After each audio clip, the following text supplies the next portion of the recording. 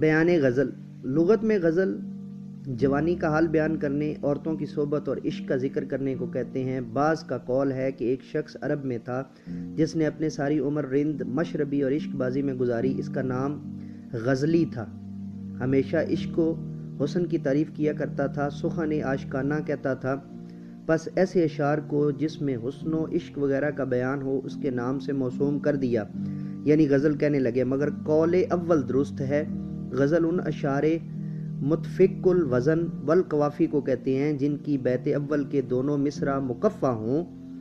اس بیت کو مطلع کہتے ہیں۔ باقی ابیات غزل میں صرف مصرع ثانی میں قافیہ ہوتا ہے۔ بیت ثانی کو حسن مطلع و زیب مطلع بولتے ہیں۔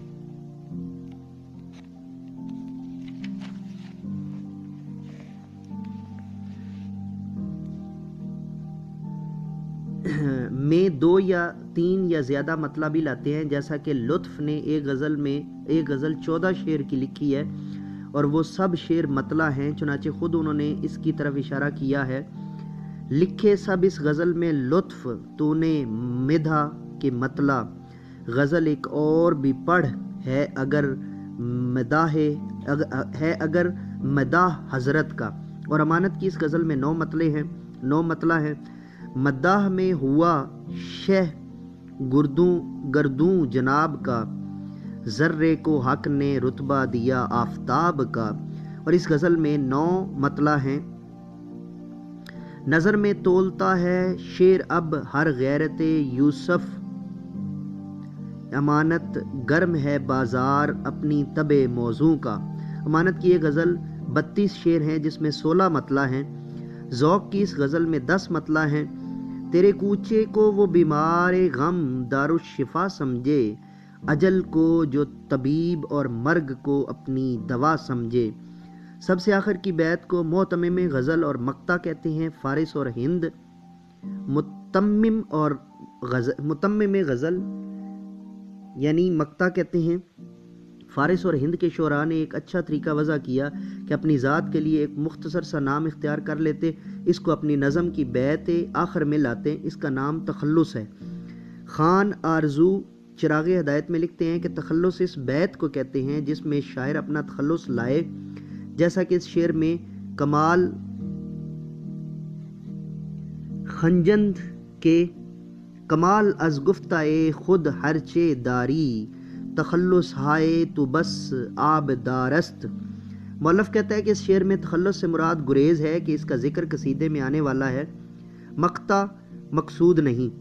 ظاہر ہے کہ حسن تخلص بھی اس صنعت کو کہتے ہیں کہ قصیدے میں اول چند شعر کسی مضمون کے لکھ کر مدح ممدوح کی طرف سلاست الفاظ، نفاست معنی، وجہ لطیف اور طرز تعریف کے ساتھ رجوع کی جائے۔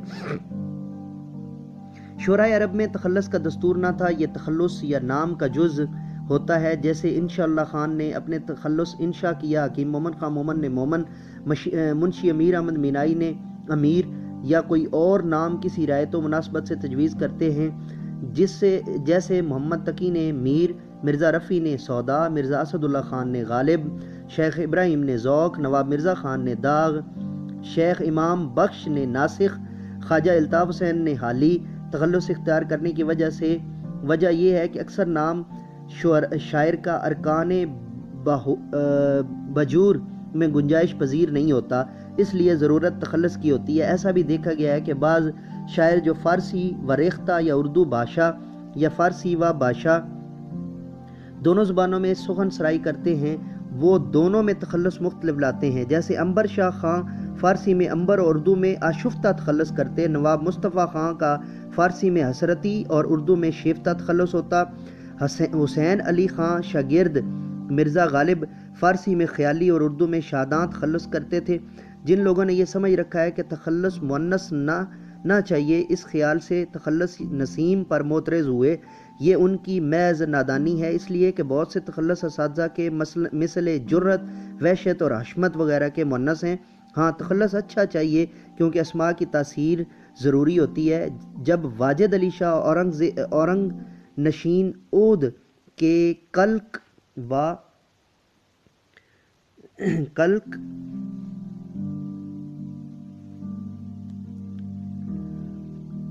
واسیر جو نامی شاعر ہیں، مصائب ہوئے تو ایک درویش صاحب حال نے کہا خدا خیر کرے، اللہ تاثیر اسمائے مساحین سے بچائے۔ انجام کار عرصہ قلیل میں فقیر روشن ضمیر کے اندیشے کا ظہور ہوا، بادشاہ کی ریاست جاتی رہی، یکا یک اسیر قلق عظیم ہوئے۔ شاذ و نادر بعض شعراء تخلص مطلب میں بھی لے آتے ہیں، پھر اسی غزل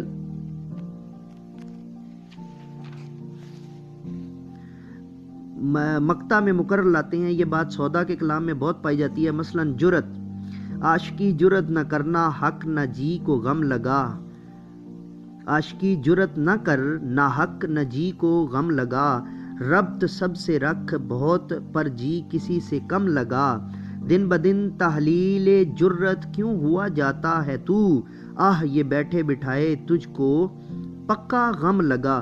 میر، وہ کمان ابرو اگر در پہ ہوا ہے میر کے، ترکش ان پلکوں کا ہے بالائے ترکش تیر کے، روئے دلکش وہ خدا جانے کہ کس سے کھنچ گیا، میر ہم عاشق رہے ہیں ایسی ہی تصویر کے۔